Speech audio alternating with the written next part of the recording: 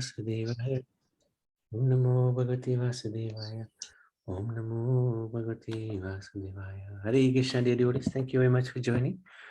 I'd like to seek the good wishes and the blessings of Shri Radha Krishna, Gaunitai, Krishna Balaram, Srila Prabhupada, Guru Maharaj, and the assembled Vaishnavas, so that we can continue with our overview of the 10th canto, chapter 65. And this is an interesting verse, so 2 verses. Okay. Mataram pitaram bratam patim putram swarapi yatate jahinma dashartha drustyajan swajanan pabo dana sadya parityagya gata sanchina shaurhidya katham tu tam shram strivina shradi yetabasitam. Translation. For Krishna's sake, O descendant of Dasarha, we abandoned our mothers, fathers, brothers, husbands, children, and sisters, even though these family relations are difficult to give up. But now, O Lord, that same Krishna has suddenly abandoned us and gone away, breaking off all affectionate ties with us. And yet, how can any woman fail to trust his promises? So this is the mood of the Gopis, and we'll see why in a minute. Lord Balaram visits Vrindavan is the title of the chapter, and it relates how Balaram went to Gokul and enjoyed the companies of the cowherd girls and dragged the Yamuna river. So one day, Lord Balaram went to Gokul to see his relatives and his well-wishing friends. When he arrived there, the elder Gopis and Lord Krishna's parents, Nanda and Yashoda, who had all been in great anxiety for a long time, embraced him and joyfully greeted him with prayers. So this is a long time, many, many years after he left, Krishna and Balaram left with a crew to go to Mathura, because now they had spent many years in Mathura. They had established themselves in Dwarka for many years. So don't know exactly how many years, but maybe decades, few decades. Lord Balaram offered appropriate respects and greetings to each of his worshipful elders according to age, friendship, and family relationship. The Lord rested from his journey. Then after resting, the Lord accepted a comfortable seat, and they all gathered around him with voices faltering out of love for him.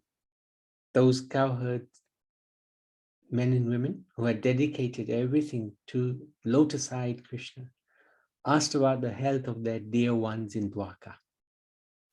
And Balaram in turn asked about the cowherds, men's and women's welfare. In a short while, the Gopis, younger Gopis, came to Balaram and questioned him about Krishna's well-being. They asked, does Krishna still remember his parents and friends? And will he be coming to Gokul to visit us?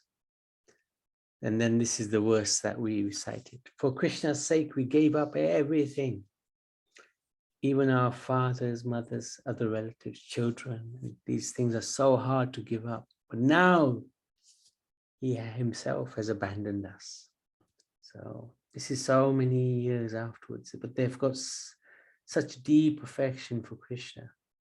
Can't get go of him, which is really good. So they remember him. How can intelligent city women possibly trust the words of one whose heart is so unsteady and one who is so ungrateful? Of course, they're talking about Krishna. And it seems negative, but actually it's not. They must believe him because he speaks so wonderfully, and also because his beautiful smiling glances arouse their lust. Why bother talking about him, dear Gopis? Please talk of something else. If he passes his time without us, remembering us, then we shall similarly pass our time without thinking about him. Of course, they can't. They're always thinking about it, talking about it. In this manner, the Gopis remembered Sri Krishna's charming talks, enchanting glances, playful gestures, his style of walking, and his loving embraces. As a result, they began to cry out of separation, the feeling of separation from Krishna. Lord Balaram consoled them by conveying the attractive messages Krishna had given him for them. These messages deeply touched the Gopis' hearts. So these messages are not specifically discussed in this part of the Bhagavatam, but earlier, when Uddhav was sent by Krishna, he sent messages from Krishna to them. So you presumably will be quite similar messages from Balaram, of which Krishna had sent through Balaram for the Gopis. So then Balaram, he resided in Vrindavan for 2 months. And during the nights, he gave his cowherd girlfriends conjugal pleasure. So Krishna had his Gopi friends and Balaram had his. There were 2 sets of Gopi friends. And one was very dedicated to Krishna, the other very dedicated to Balaram. And they wouldn't necessarily mix because, or at least their loyalty would be to their lordship, whether it's Krishna or Balaram. Sporting in the groves on the Yamuna shore. Yeah, sorry, that's where they would spend the nights, sporting in the groves on the Yamuna shore.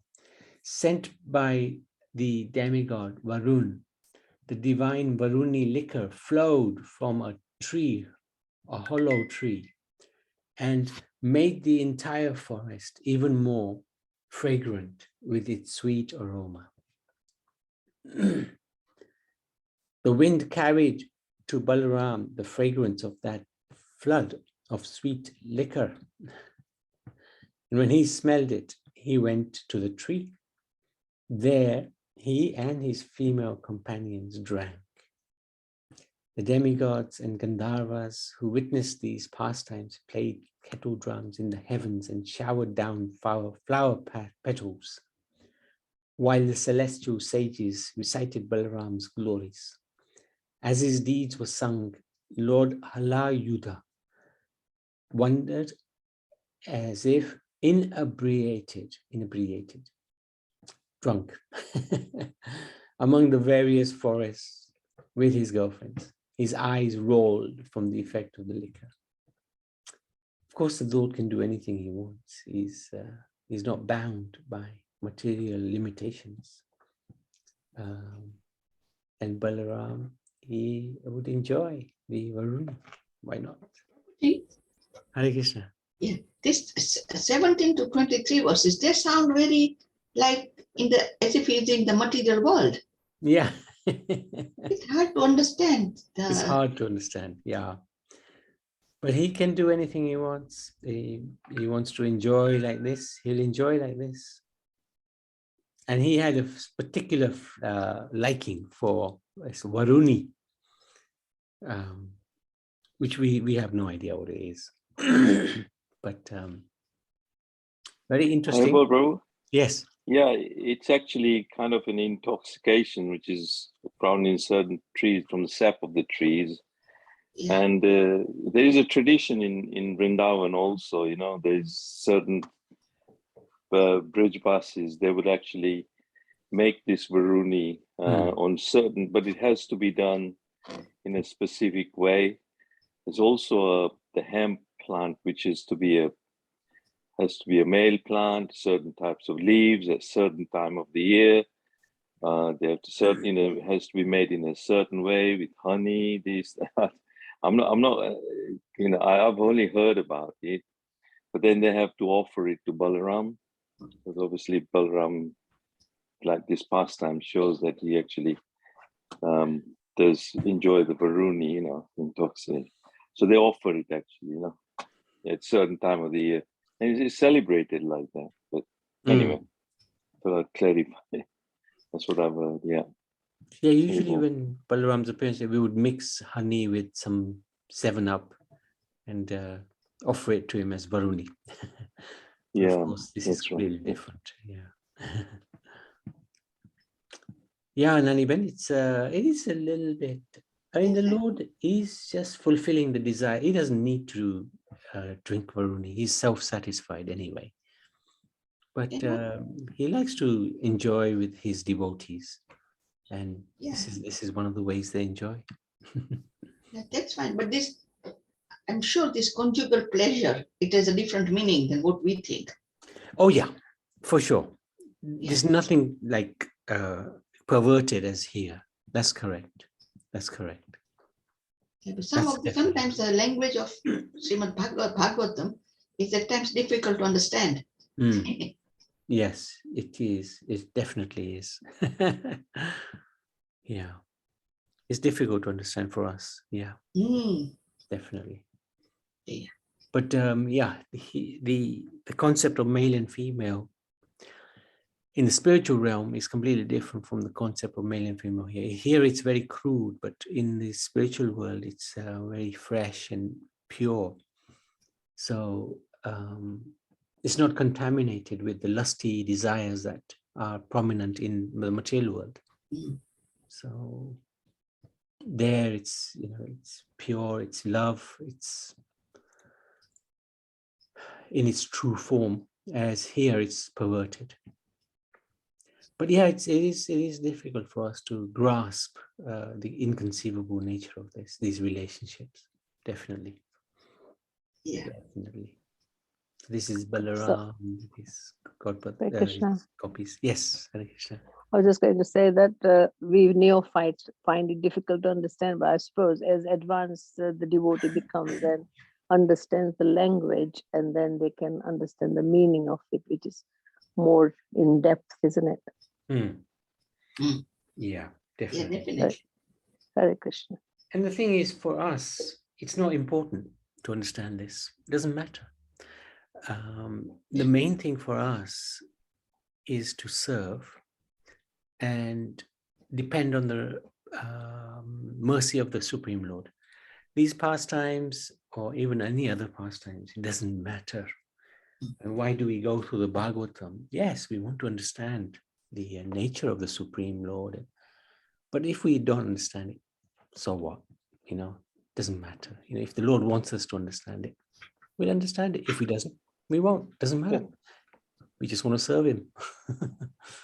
Yeah, Haribol.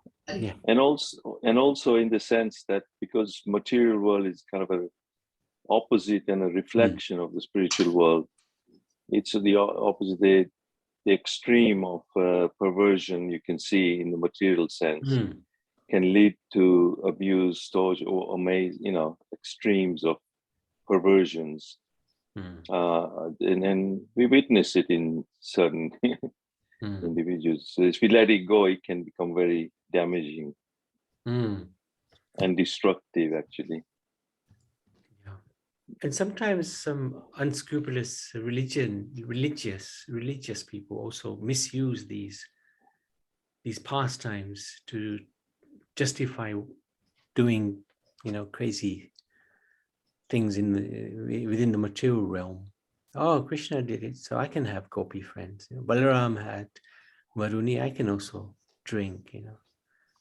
Yeah, we can see it in some of the cases going on in New York court, the Epstein character or whatever. I don't know. Even some royal characters got tangled up and nonsense. Anymore. True. Very true. Okay, let's carry on. Balaram calls the Yamuna. So when thus intoxicated, Lord Balaram called out to the Yamuna, "Come near, so I and the Gopis can enjoy sporting in your waters." But the Yamuna ignored his command, thinking he was drunk. Then Lord Balaram, he started to pull the Yamuna with the end of his plow, splitting her into hundreds of tributaries. Trembling out of fright, the goddess Yamuna appeared, fell down at the Lord's lotus feet and prayed as follows. So this is, this is quite interesting. And if we look at the overview, you know, the Gandharvas, the demigods, they're all showering flowers on Balaram. So this is not ordinary activities. These are extraordinary activities. And interesting how Yamuna, she also refused to obey the order of Balaram on the basis that, hey, you're drunk. Of course, the Lord can never be drunk, but these are pastimes he enacts. So interesting pastimes. So what I hear prayers. O Ram, O mighty armed one, I knew nothing of your prowess. With a single portion of yourself, you hold up the earth as Anantashesh. O Lord of the universe, my Lord, please release me. I didn't understand your position as a supreme. So this can happen very easily. We can mistaken the pastimes of the Lord as ordinary and the Lord as ordinary. But I have now surrendered unto you, and you are always kind to your devotees. The Lord let her go and then entered her waters with his girlfriends to sport for some time. When they rose from the water, the goddess Kanti presented Lord Balaram and with beautiful ornaments, clothing and garlands. Lord Balaram dressed himself in the blue garments and put on the golden necklace that she had given him as a gift. Anointed with fragrances and beautifully adorned,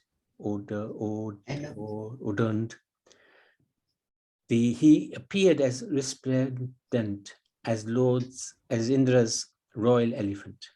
Even today, the Yamuna river flows through many channels cut by Lord Baladev's plow, the signs of his having subdued her. Thus for Lord Balaram, all the nights passed like a single night as he enjoyed in Braj. He was there 2 months, his mind enchanted by the exquisite charm and beauty of Braj's young ladies. Oh yes, so this is Yamuna surrendering onto the Supreme Balaram.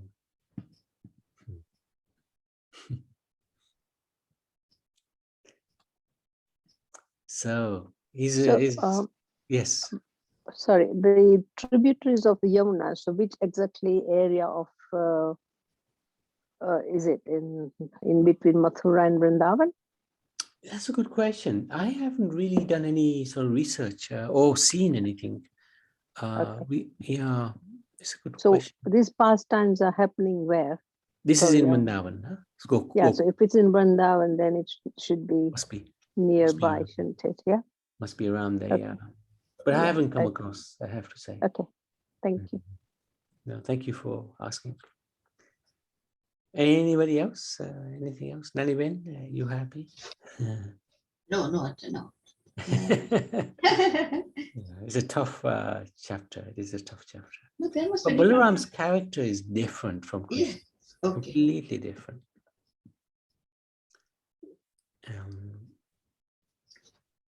His mood is to serve Krishna. His mood is to please Krishna. But he'll also do his own thing as he likes. He's independent in that sense. And that's what he wanted. Because as Lakshman, when he came, he was completely dependent on whatever the Lord said he had to do. But as Balaram said, no. Is it because he's the older brother? Sorry? Because he's the older brother. He's the older brother. He's independent. Balaram, yeah, older than Krishna, wasn't it? But still his guiding principle throughout his life was, how can I please Krishna? Because that's ultimately the purpose of all the avatars, how to please the Supreme, how to please the original personality of Godhead.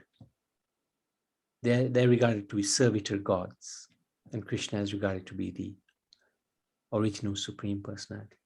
So even Balaram, his mission in life is to please Krishna. And yet he's also the first expansion, Sankarshan. Yeah, exactly. Yes. And so Krishna himself is actually expanding himself as his elder brother. Like, if you're going to be my brother, we'll be elder. And he's not around at the Kurukshetra as well. He lives it to Krishna. And he's on the holy dhams, on the pilgrimage. Yeah. He adds this certain flavor to Krishna's pastime. So as you said, that he wasn't there during the battle, but then he came at the end and he tried to influence the result, the end. And Krishna said to him, you can't do that. And because that just adds this extra dimension to the pastime that Krishna enjoys. And Balaram is the only one who can do that. Because he can say his mind, nobody else would say their mind to Krishna, but Balaram did. He said, no, Bhim was wrong to, and then Krishna, what Krishna enjoyed was persuading Balaram, no, actually you're wrong. You've come at the wrong time. You should have been here during the battle. What are you doing? And where were you when Draupadi was being disrobed? Where were you when Bhim was making his vow to smash the thighs of Duryodhana? So in that way, he adds this challenge that Krishna enjoys, the pastime that he enjoys. It's so intriguing, isn't it? When Balaram does what he does, but it's actually the expansion of Krishna.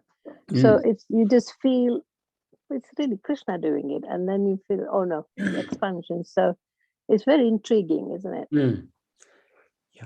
Yeah, his expansion, but at the same time, he's completely independent of Krishna, which is extraordinary. Extraordinary. Inconceivable. Yeah. Thank you. No, thank you for sharing that. Yeah, Balaram. And of course, we pray to Balaram to give us strength to serve Krishna. So that is the prayer to him. My dear Lord Balaram, you're so close to Krishna. Give us the strength that we can continue to serve Krishna. And do we pray to him for a guru as well? Is it true? He's the original guru. That's true. Yes. Yeah, that's true. Guide me so I can serve Krishna. Give me an external manifestation of a guru so that I can serve both of you. Yeah. Yeah. And he can directly act as guru through the heart. No doubt about it. As can Krishna, of course. But we don't want to waste Krishna's time. Krishna's busy playing the flute. But Balaram, we can beg him, my dear Lord, help me serve the Lord.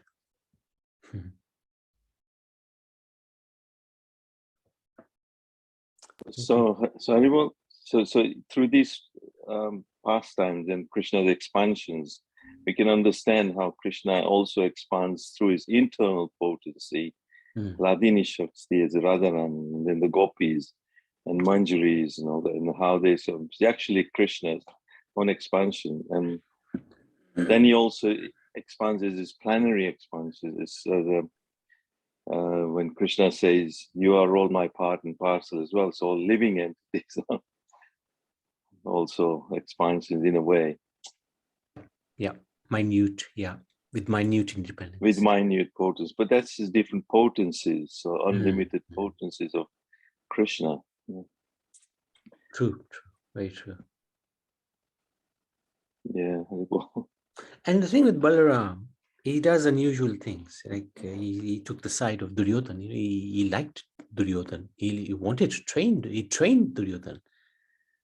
So he won't go with the established customs, you know. Somebody may be crazy. It doesn't stop him from still giving that person shelter. A little bit like Lord Shiva.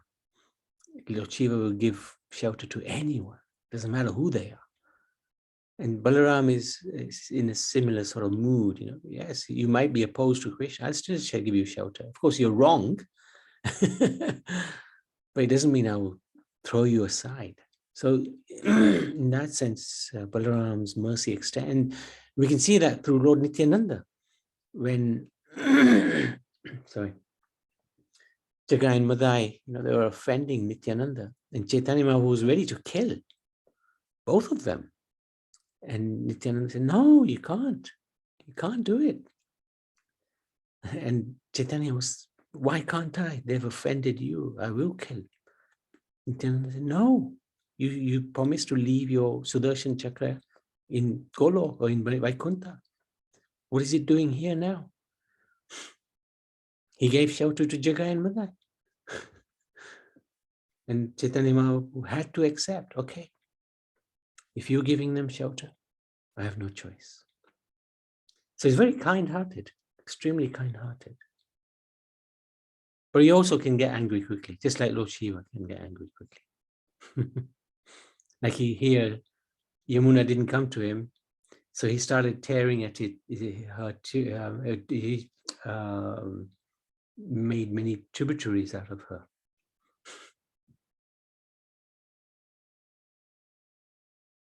So, very interesting personality. So, shall we go to the instructions, Madhusudan Prabhu?